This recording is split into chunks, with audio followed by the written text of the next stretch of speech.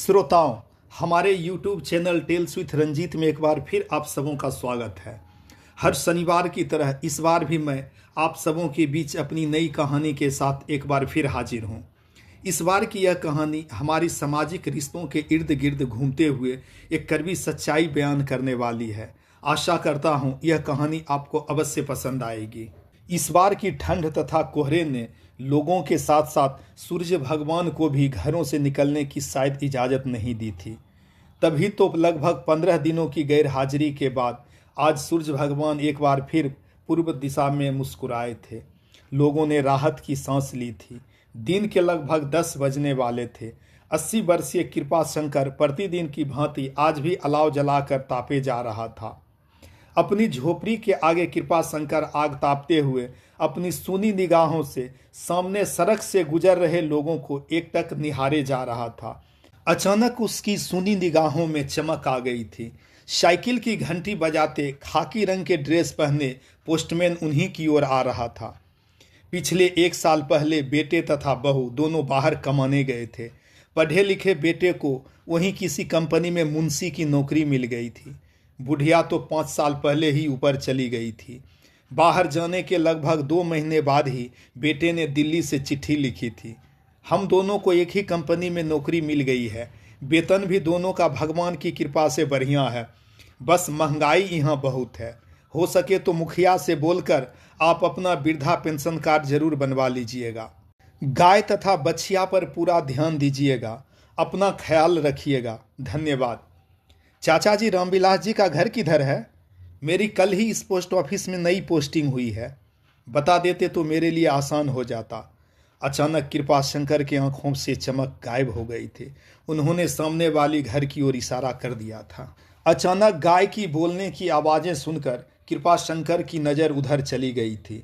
सुबह से बिना घास की भूखी गाय को शायद अपने बच्चे के भूख की चिंता होने लगी थी। दूध घटकर पाव भर ही तो रह गई थी। उन्होंने बछिया को खूंटे से खोल दिया था। बछिया तुरंत ही माँ की दूध पीने में लग गई थी। गाय की दूध कमने के कारण उनकी आमदनी भी लगभग खत्म ही हो गई थी। किसी तरह अपने 2 कट्ठे जमीन पर लौकी, आलू, बैगन लगाकर मुश्किल से गुजारा किए जा रहे थे। आशा थी बेटा देर सवेर मनी ऑर्डर अवश्य भेजेगा, जिससे अपनी बीमारी का इलाज जरूर करवाएगा। साथ ही साथ आंख जांच करवाकर इस बार एक चश्मा भी ले लेगा। वृद्धा पेंशन पता नहीं कितने दिनों बाद बनेगा। कुछ देर बाद कृपा शंकर उसी अलाव में 2-3 आलू पकने देकर हाथों में खुरपी तथा बोरा लेकर गाय के लिए दूब लाने चल दिया था। घास लाने के बाद गाय के आगे डालना, फिर उस पके आलू का चोखा बनाना तथा रात वाली बची रोटी के साथ खाना, यही तो डेली का रूटीन था। आज सुबह फिर वह पोस्टमैन किसी का पता पूछते पूछते पहुंच गया था। आज कृपा शंकर ने उस पोस्टमैन से बड़े प्यार एवं दुलार से बोला था, मेरा नाम कृपा शंकर है। मेरा बेटा दिल्ली से चिट्ठी भेजेगा तो जल्द से जल्द पहुंचा दीजिएगा। ये युवा पोस्टमैन हाँ में सर हिलाकर बताए गए पते की ओर चल पड़ा था। इधर 8-10 दिनों से वह पोस्टमैन कृपा शंकर को दोबारा दिखा नहीं था। पता नहीं बीमार तो नहीं हो गया या छुट्टी लेकर अपने गांव तो नहीं चला गया। अगर बेटे ने मनी ऑर्डर भेजा होगा तो पोस्ट ऑफिस में ही पड़ा होगा। तमाम तरह की आशंकाएं उनके दिलो दिमाग में छाने लगी थी। आखिरकार वे आज पोस्ट ऑफिस पहुंच ही गए थे। पोस्टमैन को वहां देखकर तुरंत पूछ बैठे थे, उधर आते क्यों नहीं हो? चाचा जी, उस इलाके की डाक आएगी तब न जाएंगे। कृपा शंकर की सारी शक्ति छीन होने लगी थी। समझ में आ गया था बेटे ने अभी भी मनी ऑर्डर नहीं भेजा है। वे वहीं बाहर बेंच पर धराम से बैठ गए थे। तभी पोस्टमैन ने उन्हें पानी का बोतल देते कहा, पी लीजिए। पानी पीने के बाद उस पोस्टमैन से उन्होंने अपना सारा सुख दुख बयां कर दिया था। पोस्टमैन सोचने लगा था, आखिर हमारे समाज को हो क्या गया है? क्या सचमुच आजकल की पश्चिमी सभ्यता से ग्रसित जिंदगी में बुढ़ापा होना अभिशाप है? कुछ देर बाद कृपा शंकर विदा लेकर अपने घर की ओर चल दिए थे।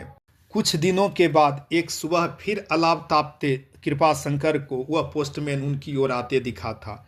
कृपा शंकर सोचने लगा था, बहुत हो गया, अब और किसी का पता नहीं बताना है। पोस्टमैन साइकिल से उतरकर उनके पास आ गया था। चाचा जी, इस कागज पर अंगूठे का निशान लगा दीजिए, आपके बेटे ने 800 रुपया भेजा है। कृपा शंकर को विश्वास नहीं हो रहा था। वे बार बार रुपये को देखे जा रहे थे। उन्होंने अपने फटे कुर्ते के जेब से 5 रुपया निकालकर शगुन के तौर पर पोस्टमैन को जबरदस्ती दिए थे। पोस्टमैन हंसते हुए खुशीपूर्वक उस शगुन को स्वीकार कर लिया था। धीरे धीरे दोनों में लगभग दोस्ती हो गई थी। अब पोस्टमैन बिना डाक के भी उधर से गुजरते वक्त एक बार जरूर अपने कथित चाचा जी से मिलने आ जाता था। कृपा शंकर ने उस पैसे से कुछ महीनों का राशन खरीदने के साथ साथ उधार वालों का भी हिसाब किताब बराबर कर दिया था। अपनी बीमारी तथा आंखों के इलाज के लिए पैसे बिल्कुल भी नहीं बचे थे। आज गाय की तबीयत भी अचानक खराब हो गई थी। अपनी बीमारी से भी बड़ी उनको अपनी गाय की बीमारी नजर आने लगी थी। 3-4 महीने बाद गाय बच्चा जो देने वाली थी। वे सर पर हाथ दिए वहीं गाय बथान पर बैठे हुए थे। अचानक पोस्टमैन को आए देखकर उनकी आंखों में एक बार फिर चमक आ गई थी। तुरंत बोल पड़े, भगवान बहुत बड़ा है, देखो ना, गाय का इलाज कराने के लिए एक बार फिर मनी ऑर्डर भेज दिया। पोस्टमैन बोला, हाँ चाचा जी। अपने बैग से कागज़ निकालते बोला, यहाँ पर अंगूठा लगा दीजिए। इस बार 400 रुपया ही आया था। थोड़ा रुको, शगुन ले लो, बोलकर अपने फटे कुर्ते में हाथ डाल दिए थे।